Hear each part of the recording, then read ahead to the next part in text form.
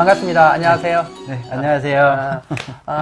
이렇게 남자끼리 둘이 찍으면 네. 좀 어색하긴 하죠. 네, 약간 그렇습니다. 근데 저희가 또 편하게 찍어야 네. 보시는 분도 편해서. 네, 맞습니다. 먼저, 저희 구독자님, 네. 미용하시는 분들한테 네. 인사 좀. 소개를 먼저 우리 대표님 할까요? 인사 좀 편하게 좀 했으면 좋겠어요. 네. 안녕하세요. 네. 저는 이 수도권에서 더 퍼스트 헤어라는 헤어살롱을 6개 정도 지점을 관리 운영하고 있는 구원 대표원장이라고 합니다. 오늘 이렇게 키움 김덕희 교수님의 이 좋은 인연으로 오늘 좋은 내용을 방송하게 돼서 오늘 정말 좋은 시간, 정말 많은 거 여러분들에게 풀어볼 수 있도록 준비 잘 해보겠습니다. 네. 이게 이제 뭐 실시간 방송에서, 혹시 궁금한 거 네. 물어보면 좋겠지만, 물론 제가 일방적인 어떤 정보를 주는 방송을 하는데 또 이렇게 지역에서 성공하신 미용계를 리드하시는 대표님들을 앞으로 모셔서 많은 얘기를 하다 보면 또 여러분이 궁금한 점을 얻을 수 있기 때문에 그런 의미에서 이제 오늘 모셔서 얘기를 하려고 하는데, 그 대신 질문을 이제 좀 제가 좀 해주고 그럴까 해야 될 것 같아요. 네. 그러면 물론 이제 기본적으로 오늘 하는 얘기들을 듣고 이해하시려고 하면 미용을 어떻게 시작했고 얼마나 네. 됐는지 그걸 아는 것도 중요할 것 같은데. 네, 알겠습니다. 저는 이제 올해 지금 딱 40살 됐는데. 40살? 네. 39분이 안 되면. 아유, 감사합니다. 40살, 예. 네. 그래서 저는 미용을 고3 졸업하면서 미용에 입문하게 됐어요. 일찍 하셨네, 그죠? 네, 근데- 요즘은 일찍 하는 친구들이 있긴 한데, 네, 그때만 해도. 그때만 해도 빠른 편이었죠, 이제. 그때 이제 제가 고향이 제주도예요. 예, 제주도. 고시가, 고두심이. 네. 네, 맞습니다. 제주도. 네, 제주도에서 이제 고3 졸업을 하고 했는데, 친한 친구가 서울로 미용을 배우러 간다고 하는 거예요. 그래서, 나도 뭔가 해보고 싶다 해서, 그럴 때 무려, 가출을 하게 됩니다. 그 친구를 따라서. 친구 따라서. 강남 간다는 말이 있잖아요. 고3 때. 네. 졸업 안 하고. 네. 졸업식 끝나자마자. 끝나고. 하던 일은 마무리 지어야 되니까. 그렇게 해서, 본의 아니게 이제 가출을 하게 되는데, 가출을 하게 된 이유는 뭐, 다른 건 없었고, 뭐, 집안 형편이 그때 워낙 좋지 않았기 때문에, 1년에 한 번씩 이사를 다니는 게 당연한 건 줄 알았어요, 그때 당시는. 그리고 뭐, 또 일화를 한번 얘기해 보자면, 이제 학교에서, 초등학교에서, 화분을 가져오라고 선생님이 시켰는데 어머님이 이제 그 화분을 살 돈이 없어서 길가에 핀 그런 이름모를 꽃 있잖아요. 그걸 이렇게 파갖고 하필 또 그걸 까만 봉지에 담아주셨네요. 그래서 그 어린 마음에는 되게 그게 속상하고 그랬었는데 맞아. 그래서 그런 생활이 계속 고3 때까지 이어지다 보니까 뭔가 이 미용이란 것이 제 인생에서 뭔가 이 뻔한 저희 환경과 그런 부분들을 바꿔줄 유일한 기회라고 생각을 해서 부모님께는 정말 죄송했지만 마음의 빚을 지게 됐지만 그때 당시는 그의 제 마지막 유일한 기회라고 생각을 해서 가출을 하게 되었습니다. 제가 지금 그 얘기까지 듣고 지금 40대에 그런 고통이 있었다. 이게 참 저 제주도는 잘 사는 줄 알았는데 이런 생각이 들고, 또 하나는 지금 보시는 분들 어떨지 모르지만 제가 아는 지금 30대 만으로는 이분 중에서는 가장 성공한 케이스에 지금 그 위치에 계신 분인데 이렇게 지금 갑자기 떠오르는 게 있어요. 닉네임 가출소년 사업가가 되다. 감사합니다. 참 열심히 살았고 대단하시고. 그래서 이제 서울에 와서 학원을 다니신 거예요?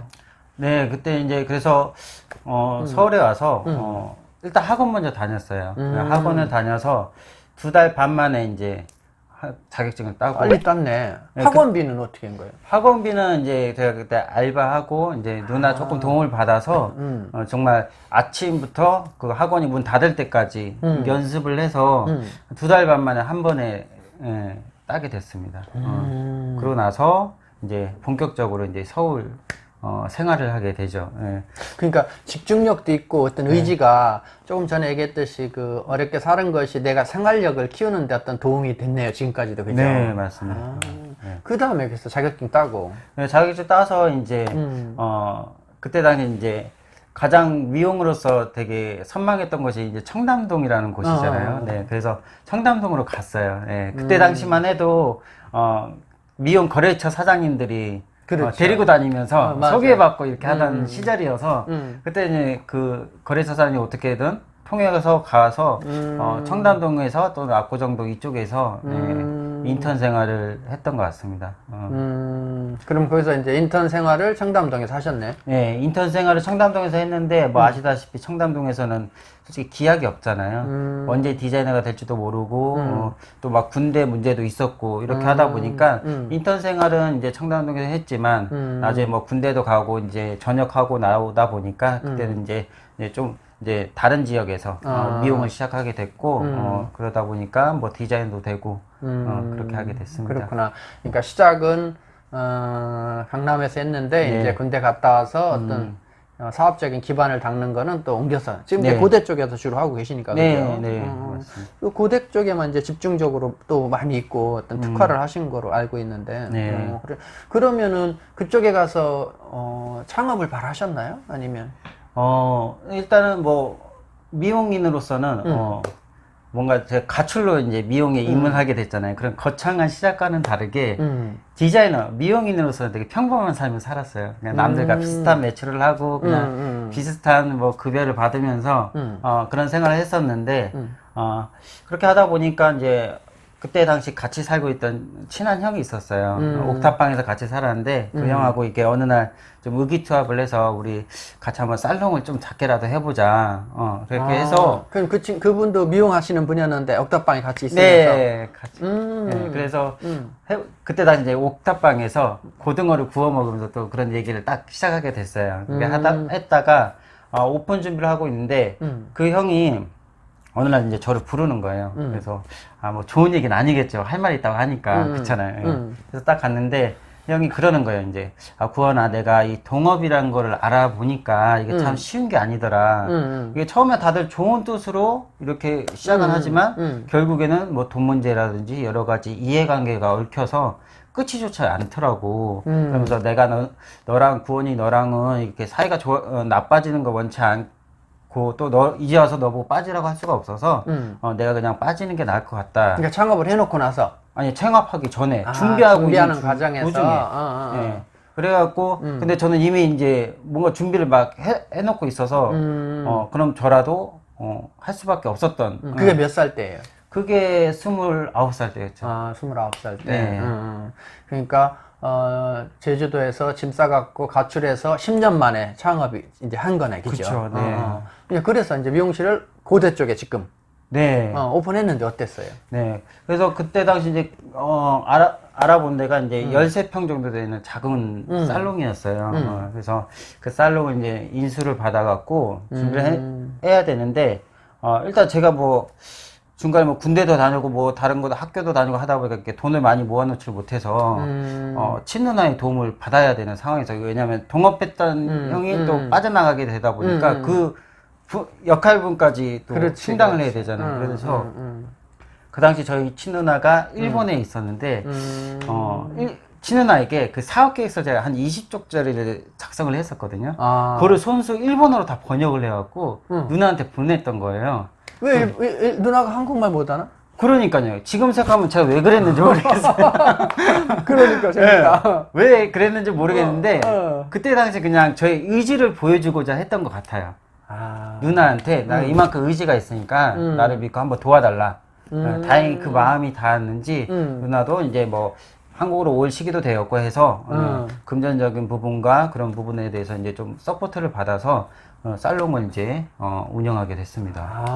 그렇게 이제 살롱이 시작하게 됐어요, 처음에는. 근데 생각보다 이렇게 준비해서 이제 진짜 어렵겠죠. 어렵게 해서 이제 누나 도움까지 받아서 오픈을 했는데 네. 오픈해보니까 어때? 생각만큼 돼요? 어때요? 상당히 어려웠죠. 왜냐하면은 요즘에는 정말 이런 직급이나 이런 뭐 관리자, 뭐 중간 관리자 이런 게 되게 많잖아요. 네. 또 배울 수 있는 그런 기회도 많고. 근데 그때 당시만 해도 뭐 이런 경영 교육 뭐 이런 거를 전혀 들어볼 수도 없었고, 저 또한 솔직히 이렇게 막 경력을 많이 오래 쌓아서 한 것도 아니다 보니까 관리자 경험도 없었고, 그래서 그렇게 하다 보니까 상당히 시행착오나 우여곡절 많이 겪었죠. 또 살롱도 13평이라는 작은 공간에서 시작을 뭐 저랑 뭐 누나랑 처음에는 알바생 이렇게 3명이서 시작을 했거든요.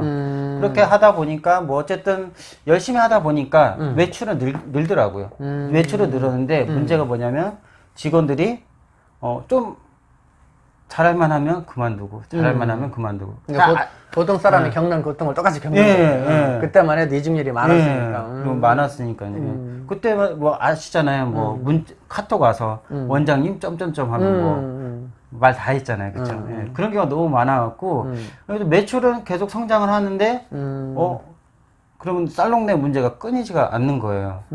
그래서 고민을 많이 하기 시작했죠. 이거 어떻게 하면 이거를 다 바꿀 수 있을까? 또 이런 일도 있어요. 그런 일련의 일들, 뭐 여러 가지 살롱 직원 문제라든지 여러 가지 문제를 해결하고 싶어서 그 유명한 미용 컨설턴트 분께 의뢰를 한 적이 있어요. 매장 관리를. 네.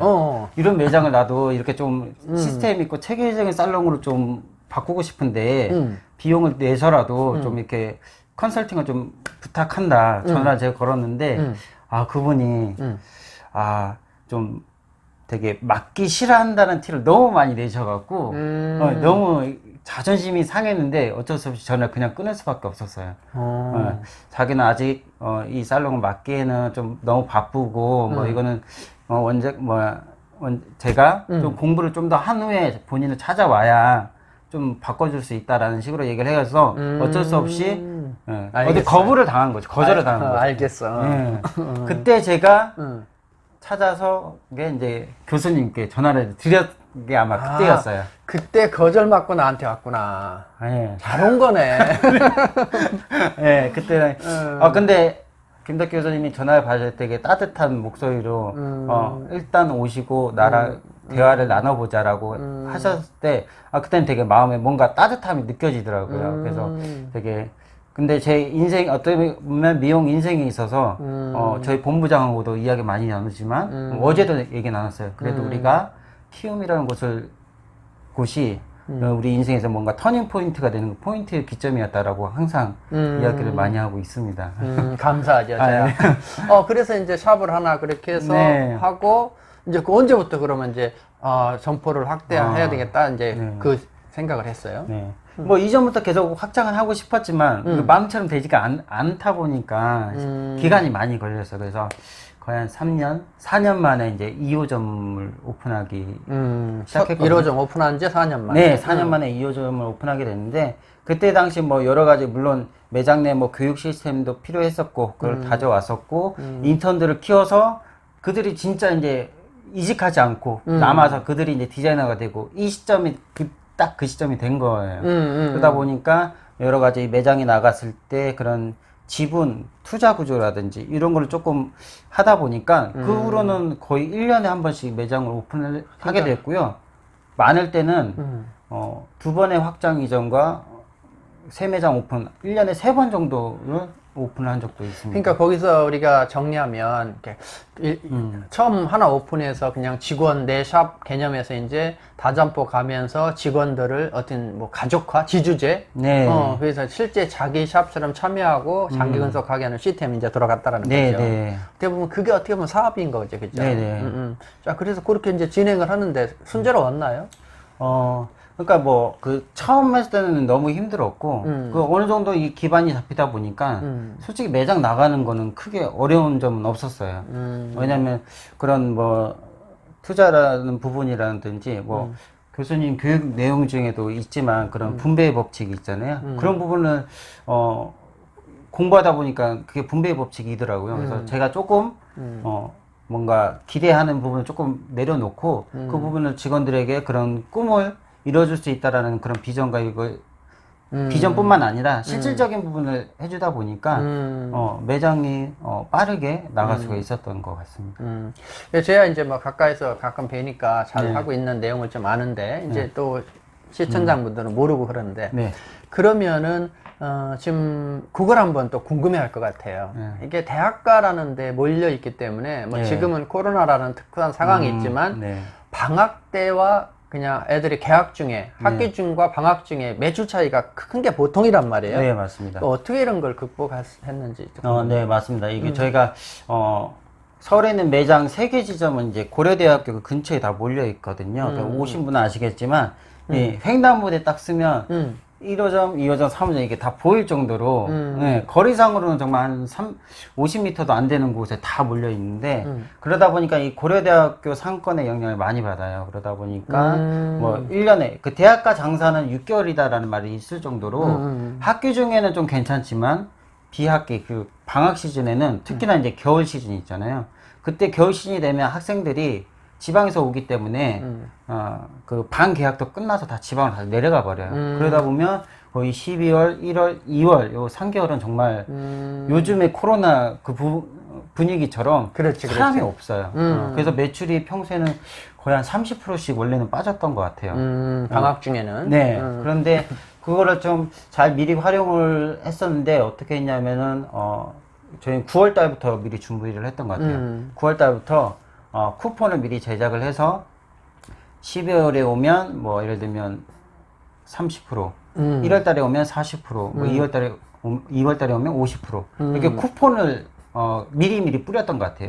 그래서 이 친구들이 물론 이제 지방에 어쩔 수 없이 내려가는 친구도 있지만 내려가지 않는 친구들이 있거나 뭐 주변에 그냥 대기하고 있는 친구도 있고요. 어차피 학교가 또다시 시작되기 때문에 그런 친구들 또는 뭐 그 쿠폰을 또 양도할 수 있게끔 해서 지금 내가 쓸 수는 없지만 주변 누구한테 친구 줘도 되니까. 네.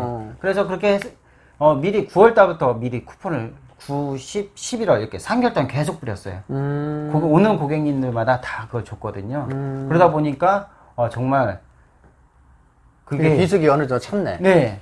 평균 매출, 그 30%씩 빠졌던 매출이 평균 매출을 계속 유지하고 있고, 지금도 뭐 코로나가 조금 그렇긴 하지만, 그 코로나 이전까지는 매출이 계속 평균 매출을 항상 유지하고 있었어요. 그러니까 이대 같은 데는 워낙 오는 그 뭐랄까 유동인구가 있으니까 그렇지만 네. 뭐 숙대나 고대 좀 갇힌 네. 상권들은 방학에 타격이 크거든요. 네, 맞습니다. 그래서 어떻게 보면 대표님이 네. 성장을 계속할 수 있었던 게 그거를 커버하는 네. 부분이라고 보는데, 그럼 여기서 이제 하나 묻고 싶어요. 네. 또 이게 젊은 분들이 볼 거란 말이에요, 그죠? 네. 그러면은 지금 막 19살에 미용을 막 시작하고, 그 시작했을 때, 그 지금 그때 19의 진로를 고민하는 친구들이 있다면, 그 사람들만 위해서 한마디 해준다고면? 이제 미용을 시작했어요. 19살, 막 고등학교 2학년, 3학년 졸업 맡은 애들이 지금 고민할 거란 말이에요, 그죠? 네. 저는 일단은 미용이라는 직업이 제가 처음에 미용을 시작할 때랑 똑같은 거예요. 저의 인생을 바꿔줄 수 있는 하나의 유일한 기회라고 생각을 했고, 역시나 그게 저에게 기회가 돼서 지금의 제가 있게끔 만들어줬거든요. 그러다 보니까 저도 직원들에게, 직원들과 항상 그런 꿈에 대해서 이야기를 많이 해요. 이 친구들 과연 어떤 생각을 가지고 있고, 어떤 생각, 어떤 기준을 가지고 있는지를 항상 제가 들어보려고 노력을 많이 하거든요. 그래서 면담 같은 것도 많이 하고, 왜냐면 이 친구들 그런 생각을 알아야 제가 이들을 위해서 뭔가 비전을 무조건 뭐 돈 많이 벌게 해준다고 다가 아니거든요. 그때 당시도 그때 13평 그 작은 1호점 오픈했을 때도 월급을 많이 주면 오래 다닐 줄 알았는데 안 그런 그렇지, 거예요. 그렇지. 그래서 그러면 5일째 뭐 출퇴근 자유 막 이렇게 복지를 좋게 해주니까 오래 다니셨는데 그것도 아닌 거였던 거예요. 그러다 보니까 결국엔 이거는 살롱에 문화가 있어야 이 친구들이 우리 살롱에 내가 이 친구라면 우리 살롱에서 오래 일하고 싶을까라는 생각을 거꾸로 본질적인 문제를 좀 돌아봤거든요. 그래서 그런 걸 봤을 때, 지금 미용을 시작하는 친구들도, 본인의 그런 생각이나 꿈을, 그 살롱의 그런 원장님들이나, 대표님들하고 한번 좀 공유를 해보는 것도 너무 좋은 것 같더라고요. 그래서 어떻게 보면 이제, 혹시, 미용을 시키려고 하는 부모님이나, 뭐 지금 청소년들 미용을 이렇게 하려고 하는 사람이 어떤 꿈이나 다짐을 갖기 위해서 혹시라도 고대도 있으니까 대표님한테 연락 한번 가면 좀 만나주세요. 네. 뭐 저는 항상 열려 있고 뭐 저희 평소 직원들하고 면담이나 이런 거 대화를 많이 하다 보니까 또 그 들어주는 것도 또 워낙 잘해서 혹시 그 밑에 연락 주시면 연결해 드릴게요. 그럼 여기서 두 번째 질문이 뭐냐면 이제 지금 매장을 하나 하거나 막 이렇게 해서 뭔가 직원을 성장시키는 그런 확충 그런 거라고면 지금도 추천할 만한 경우인데 지금 내가 다점포로 가야 되나 혼자 해야 되나 고민하시는 분들한테 어떤 요점 이런 것만 한다라고만 하실만 하다라는 거를 또 조언해 준다라고 하면 뭐가 있을까요? 네.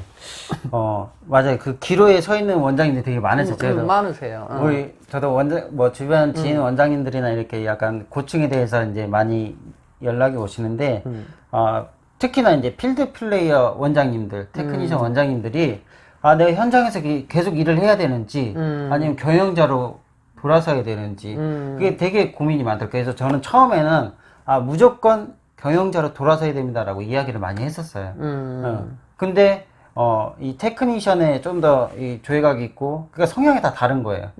저 입장에서는 당연히 경영자로 돌아서야 된다고 말은 했지만, 또 고객님을 만나는 걸 좋아하는 오너분들도 많더라고요. 그렇죠. 그러니까 내가, 그래서 경영자 돌아서라고 했는데, 마음은 그런데 행동이 안 되는 거예요. 그러다 보니까 오히려 불협화음이 생기더라고요. 그래서 그걸 보면서 제가 또 느꼈던 게, 제가 직원들을 바라봤을 때 항상 부족한 게 직원들이잖아요. 그러다 보니까 이 직원들이 정말 본인들이 우리가 계속 지시만 하게 되고 그들은 따르게 되다 보니까 서로 불협화음 생기고 서로 트러블이 생기는 거더라고요. 그래서 직원들을 봤을 때 그들이 잘하는 걸 더 잘하게 하는 게 더 중요한 거지, 이들이 못하는 걸 내가 계속 잘해라 하는 게 과연 맞는 걸까 라는 생각이 들더라고요. 그러다 보니까 그 원장님들도 내가 굳이 경영자가 내가 이런 미용을 다 내려놓고 경영을 한다라고 해서 모든 게 다 잘 된다고 말을 못 하겠는 거예요. 그래서 그 원장님들이 정말, 원장님도 똑같아요. 내가 잘하는 게 뭔지를 먼저 알고 잘하는 거 더 잘하고, 내가 못하는 부분은 예를 들면 이렇게 뭐 교육기관이나 이렇게 멘토라든지 이런 걸 통해서 부족한 부분을 보충을 받고 내가 잘할 수 있는 거 더 잘하는 게 그 매장을 더 커나가게 할 수 있는 하나의 원동력이 되지 않을까. 그러니까 내가 방송에서도 기술을 배워서 했듯이 경영도 배워야 되는데, 기술은 배워서 샵은 어느 정도 키웠는데 경영은 안 배우고 그냥 기술을 하면서 하다 보니까 사실 못 피거든요. 그런 부분을 놓치는 것 같아요. 자, 그러면 이제 그렇게 해서 이제 좀 다점포를 꿈꾸시는 분들, 사람을 중심으로 이제 확대하는 부분. 그럼 지금 이제 몇 개 점포를 운영하면서 제가 볼 때는 어떤 미용인을 넘어서 이제 사업가라는 변신, 그런 부분이 돼 있다고 봐요. 그래서 뭐 방송에서 뭐 얘기했었지만 상당한 어떤 걸, 어떤 이미지나 어떤 부도 이루신 성공한 분이라고 저는 알기 때문에 말씀을 드리고 싶어. 쉽게 얘기하면 나이 39에 우리나라 만으로 대한민국에 많지 않은 분 중에 한 분이거든요. 감사합니다. 근데 정말 잠깐이지만 19살부터 열심히 진짜, 우리는 말은 편하게 하지만 얼마나 열정적으로 사는 거예요, 그죠? 밤낮을 고민하면서. 그게 대단한 건데. 그럼 앞으로 직원들을 어떻게 더 잘해주게 하고, 앞으로의 비전은 또 어떤 게 있는지, 꿈에 대해서 한번 얘기해. 그래서 이제, 또 이렇게 원장님들하고 이야기를 많이 하다 보니까 또 깨달은 게 있는데, 몇몇의 원장님들이 본인이 주인공이 되려고, 본인이 스타가 되려고 하는 분들이 있더라고요. 왜냐면 그런 부분을 봤을 때 저는 이제 좀 생각을 해봤는데, 저는 이제 좀 생각을 많이 하는 편인데, 본질적으로 들어가다 보니까, 우리 오너라는 사람들은, 프로듀서가 돼야 된다고 생각이 들더라고요. 내가 스타가 되고, 내가 주인공이 되고, 이 살롱이 나의 무대라고 생각을 해버리니까, 밑에 있는 직원들이, 설 자리가 없다라고 느끼게 되니까, 이탈하게 되고, 이직하게 되고, 또 다른 꿈을 찾아서 떠나게 되더라고요. 그게 아무것도 아닌 것 같은데 그걸 못 넘거든. 내가 최고고 내가 잘나고.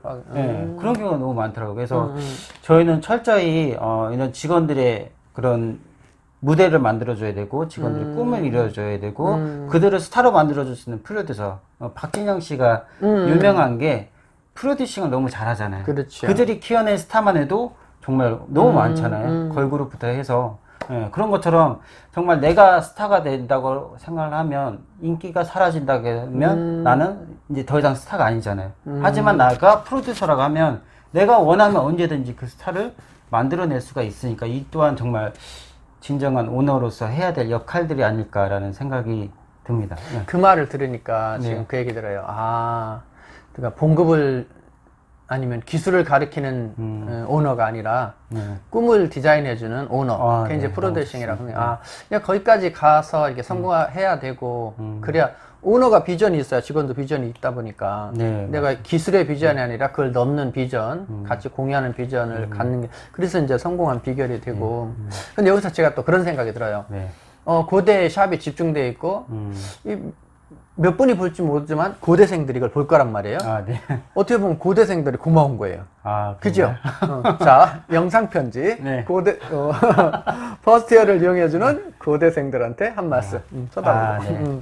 참, 이 고려대학교 이 안암동이라는 곳이 제 인생에 있어서는 정말, 하나의 터닝 포인트가 되고, 이 자리까지 오게 돼 정말 너무 고마운 동네인데, 제가 여기까지 올 수 있던 거에 대해서 어떻게 보면 고려대 학생분들이 뭐 간접적으로든 뭐 직접적으로 저를 많이 도와주신 거는 맞다고 생각을 합니다. 그런 부분에서 너무 감사드리고 있고 제가 또 그런 거를 조금 더 준비를 많이 해서 뭐 또 사회적으로 뭔가 도움이 되는 부분들이 될 수 있도록 노력 많이 하도록 하겠습니다. 감사합니다. 그러니까 나중에 한 달 이벤트에서 네. 일주일이고 고대생의 날 해가지고 하는 이런 것도 네. 한번 해서 하면 좋을 것 같다는 생각이 들어요. 진짜 이 짧은 시간 내에 이제 여러 가지를 담기는 어렵지만, 이 영상을 통해서라도 많은 영감을 얻었으면 좋겠어요. 그리고, 이 영상 올라가시면 그 밑에 댓글 다는 거 보시면, 우리 구독자님들이 댓글 다시면 답변 좀 바로 해주시고. 예, 알겠습니다. 그래서 여러분 혹시 더 궁금한 거 있으시면 하시고, 댓글 달아주시고, 특히, 사람은 직접 만나보는 게 좋아요. 그래서 제가 방송하면 꼭 말씀드리는 게, 혹시라도 연락하면 그때요 꼭 시간 내서 좀 만나 주십사 하고 부탁을 드려요. 네. 그래서 그런 부분하고 이제 인사 좀 미용인들한테 인사 한 말씀. 네. 정말 요즘 코로나 때문에 다들 힘들고 어려운 시기인 건 맞는 것 같아요. 움직이지만 가만히 있으라라는 얘기를 많이 하잖아요. 그렇죠. 네, 그런 걸 봤을 때 물론 뭐 어디 막 쏟아내냐 이게 아니라 저희가 그냥 코로나니까 어쩔 수 없잖아. 당연히 지금은 지나갈 때까지 기다리는 수밖에 없다라고 생각할 수도 있는데 또 반대로 생각하면 이럴 때일수록 좀 더 나만의 그런 이제 시간이 있고 여유가 있다라는 거잖아요. 그 시간을 내가 좀 더 공부하는 부분이라든가 나를 좀 성장할 수 있는 부분에 조금 더 집중을 한다라고 하면 이 코로나가 끝났을 때 그게 좀 더 다시 반등할 수 있는 그런 힘이 되지 않을까 생각이 됩니다. 그래서 맞아요. 그래서 어떻게 보면 이 코로나 이후에 빈부차나 미용인들 격차가 심해질 거예요. 네. 손님이 없어서 그냥 있는 것과 내가 준비해서 지금 엄청나게 성장하는 것, 이게 지금 대표님 말씀하시는 그런 부분이 중요할 말씀인데. 어떤 댓글에서 나머지 얘기를 추가로 듣도록 하고 이제 오늘 방송은 여기서 마무리해야 될 것 같은데 기회 되면 조금 디테일한 마케팅 이런 부분 다음에 또 한번 다시 모셔서 말씀해 주는 거로 약속하고 자 같이 인사하고 마무리하도록 하겠습니다. 감사합니다. 감사합니다.